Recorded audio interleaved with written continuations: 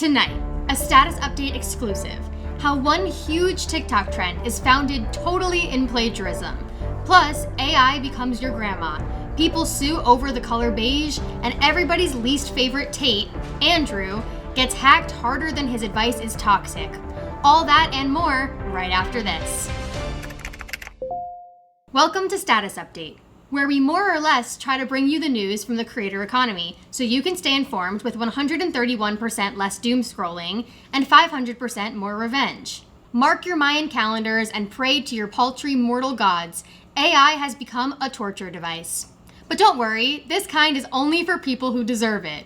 Late last month, the British mobile company O2 created a chatbot named Daisy, which is designed to mimic, and this is 100% true, an inescapable conversation with a dawdling old grandmother. The plan? Have Daisy waste scammers' time. The robot will hold lengthy conversations, presumably about how Obama is giving everybody brain cancer, and talk about nothing but the weather. The plan is then to have the hackers perhaps even grow to love her, out of a sense of obligation, then tearfully discover they've been left out of her will at the wake, crushing their souls and teaching those naughty hackers a lesson. Thanks for nothing, Grammy. I guess my college loans can just pay themselves.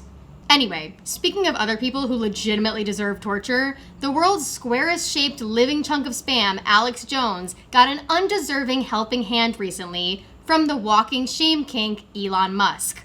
Musk is challenging the legitimacy of a bankruptcy court's order that Jones's fake news site, InfoWars, must hand over their X accounts to the actual fake news organization, The Onion. Musk's unprecedented move comes as X has also launched a merch store, which at the moment includes an ugly shirt, an uglier hat, and the ominous warning of more to come. Florida has stopped wrestling gators and burning science textbooks for long enough to pass a few new creator-important laws that will surely be easy to enforce. A ban on social media accounts for minors. Bold move from the state that literally has Disney World. The law, which will prohibit kids under 14 from using social platforms, includes fines for the platforms that don't comply and goes into effect on January 1st, 2025. As you might expect, enforcement is delayed pending a court ruling and whether anybody in Florida can apply basic logic to an obvious issue.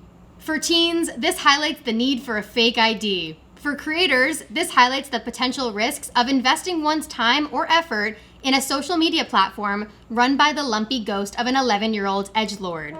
Speaking of total lunatics, that sound can only mean one thing. It's time for our special correspondent, Robert Dean, and his special segment, What the Hell Was That? Thanks, Sarah. So this week, I'm mad about pajamas. I like fancy things, okay? They feel supple on my hands. Supple? Ew. Yeah, I also like to get pedicures and sleep with a satin pillow. I'm a man of luxury and opulence. Anyhow, there are apparently two influencers hawking their overpriced crap for a cool 100 a set. And apparently this is news. People are mad. So Mallory Irvin, a former Miss America and now a beauty influencer, dropped some pajamas that people love called In My Sundays. I'm going somewhere with this. Then creators being creators, always trying to make a buck, got into the comfy bed pants game. Along came the For the Mems pajamas created by sister-in-law lifestyle influencers Samantha and Cicely. Although they were labeled pajamas luxury, they were apparently made of the scratchiest flavor of wood. For the Mems got absolutely dragged in the comments section with folks calling the clothes cheap crap. The nerve. Anyhow, don't talk about me that way. I'm a garbage can, not a garbage cannot. Samantha and Cicely then made a TikTok defending the quality of their wares, notably not wearing their shitty pajamas in the video, while also making it kind of look like a hostage negotiation. Giving up to the internet, which you should never do, by the way, they dropped the prices of their pajamas, while also claiming that they're not going to make any money on them. Boo f***ing who? If you believe that, I've got some oceanfront property in Colorado I'd love to sell you. If you're gonna go from $100 to $75, you're still making a buck. Don't play us. But what does this all mean? Well, I learned that the internet is full of people willing to pay for overpriced pajamas. I also learned that people will complain about anything. Did you really learn that about the internet from this? Really? Okay, well, I learned people have way too much money when there are some perfectly fantastic Grinch pages at Target. I also learned that if you do something dumb, the comments section gets turned off real quick. And in the end, this is all very, very, very stupid. Merry Christmas, world. What the hell was that?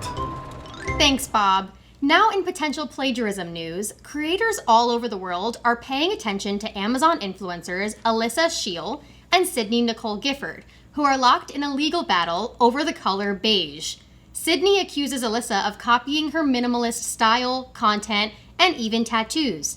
Alyssa, for her part, said, "Nuh-uh, you're copying me," to which Sydney said, "Nuh-uh," and so forth. The lawsuit, which could set a precedent for many influencer disputes in the future, raises a key question. Can you really copyright a vibe? What would Millennial Grey have to say about that? Now, actual plagiarism news. This TikTok trend that suggested how hilarious it would be if we all ignored celebrities and went way, way off the rails, somehow targeting JoJo Siwa, started as plagiarism from this tweet. We just felt like we had to tell somebody. Anyway, I've wasted time moralizing, and now we have none left. So let's hit the status update rapid fire mode button. Start the clock, Logan. Meta, not one to stop beating a dead horse, the team over there is testing new Threads features like AI-powered trends and better search. Judging by the comments section, they might need a trending now topic called "Why Nobody is on This Platform."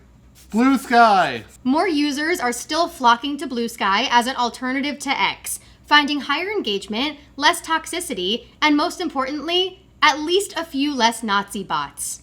Just this week, AOC was honored as the first Bluesky user to reach 1 million users, presumably because there are fewer pictures of her pregnant and holding hands with Donald Trump on that platform. Instagram! Let's just say, calling all boomers, starting December 13th, you won't be able to follow hashtags anymore, as Instagram is doing away with the feature. Looks like Instagram just unfriended your favorite way to keep up with hashtag travel goals. Hashtag sorry, not sorry. And finally, keeping up with this edition's topic of unreasonable villainy, everybody's least favorite Tate, Andrew Tate, recently got a delicious taste of the real world when his online university, The Real World, was schooled by hackers. The group exposed data from over 800,000 users, proving that toxic masculinity isn't immune to hilariously bad cybersecurity. In fact, they may be intimately related. And may I add, karma, we love you. Thanks for joining us this week on Status Update. Tune in next time when Bob wears a leopard print pajama jumper and we get our nails dipped.